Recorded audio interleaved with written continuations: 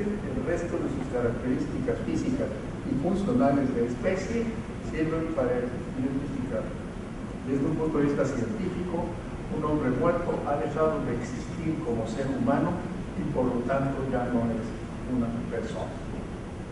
Bueno, pues de este repaso de los conceptos léxico, filosófico, jurídico, biológico de persona, derivamos que su significado es múltiple y que depende sobre todo del punto de vista adoptado. Lo mismo ocurre con el término ser humano, del que casi siempre persona se considera sinónimo. En el lenguaje común, cuando se habla de una persona es porque se desconoce su nombre o su identidad, o bien porque no se requiere mayor precisión sobre el referente. En cambio, cuando se menciona a un ser humano, el énfasis está en que se trata de un miembro de nuestra especie, lo que implica un trato especial. Un ejemplo coloquial de este uso sería: a esas personas no las están tratando como seres humanos. De todos modos, es obvio que no existe una definición sencilla y universalmente aceptada de persona. Cada disciplina o profesión que se ocupa de la persona atiende a ciertas características que le son propias y hace caso omiso de las otras, que son relevantes en circunstancias diferentes. Además, el término persona tiene implicaciones religiosas, sobre todo en la religión católica. Esta situación está lejos de ser excepcional, no solo en el idioma castellano, también en cualquier otra lengua, sobre todo con referencia a conceptos generales que inciden en diferentes áreas del conocimiento y de la actividad humana. Pero en el caso del término persona, la situación de ambigüedad puede tener repercusiones más o menos graves, tanto desde un punto de vista legal como ético y médico. Por eso sería conveniente que se alcanzara un acuerdo sobre lo que queremos decir cuando usamos el término persona. Y para esto sería importante tener presente dos puntos. Primero, el acuerdo sobre el significado del término persona tendría que ser plural, o sea que debería ser aceptable para toda la sociedad, por lo que no podría incluir ideologías religiosas o sectarias de ningún tipo. Y segundo, en vista de la amplia variedad de significados del término persona, el acuerdo de reducirlo a uno solo tendría que ser arbitrario, o sea, basado en juicios racionales, pero con conciencia de que se trata de una elección y no del reconocimiento de un hecho. Este tipo de medidas ha tenido cierto éxito a nivel internacional, como por ejemplo cuando la Organización Mundial de la Salud definió que el embarazo se inicia a partir de la anidación del cigoto u óvulo fecundado en la pared uterina.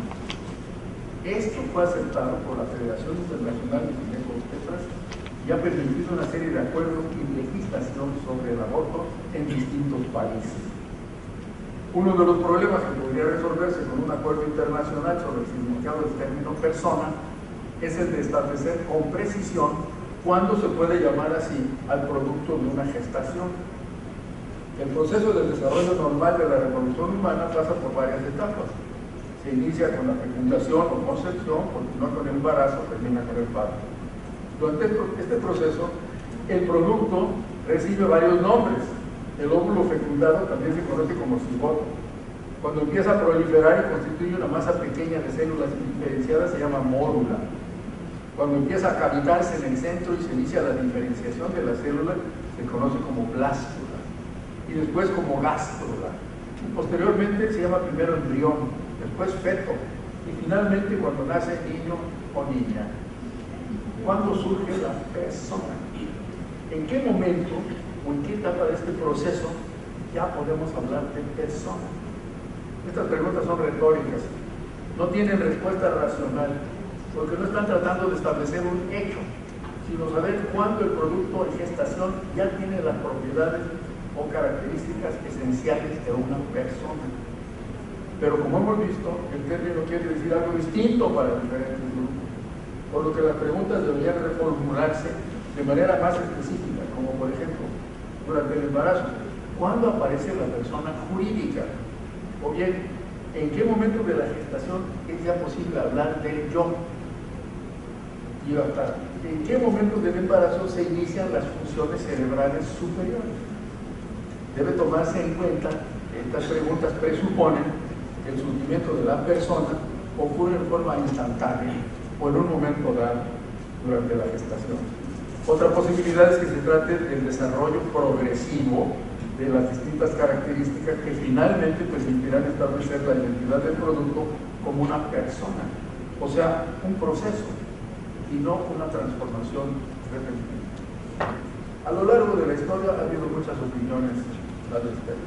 Aristóteles decía que en sujetos masculinos el alma ingresa al producto de la gestación 40 días después de ocurrida la fecundación, mientras que el sujeto femenino ocurría 60 días después del mismo episodio. No nos da datos que apoyen su afirmación. Es cuando se convierten en personas, y esto fue confirmado por Santo Tomás de Aquino. La Iglesia Católica hoy enseña que el alma ingresa al cigoto en el momento de su creación, por lo que el óvulo fecundado ya es una persona en potencia cerebral.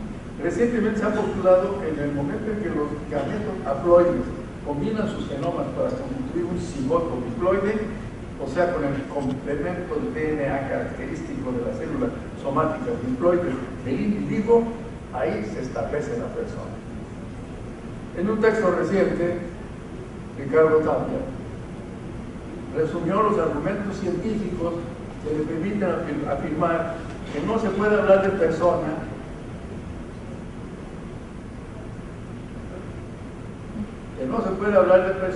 sino hasta el tercer trimestre del embarazo, cuando el feto alcanza la etapa de autonomía fisiológica, o sea, la viabilidad fuera del seno materno, y cuando su sistema nervioso ha adquirido la estructura y la funcionalidad necesarias para recibir estos estímulos sensoriales, experimentar dolor y adquirir conciencia y autonomía.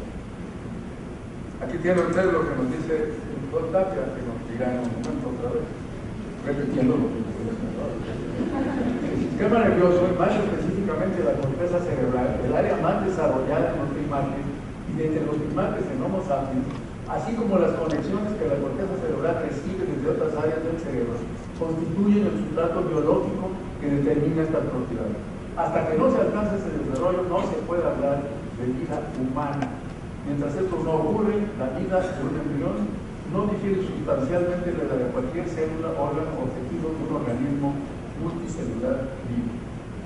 Los entusiastas del DNA diploide humano como marcador inequívoco de la presencia de una persona potencial en el óvulo fecundado deben meditar sobre el significado de Dolly, la oveja nacida hace ya casi 15 años en un laboratorio escocés, producto de un óvulo fecundado artificialmente con el núcleo de una célula somática diploide, proveniente del epitelio de un conducto mamario conservado en cultivo, depositado en el útero de otra oveja hormonalmente preparada para gestar.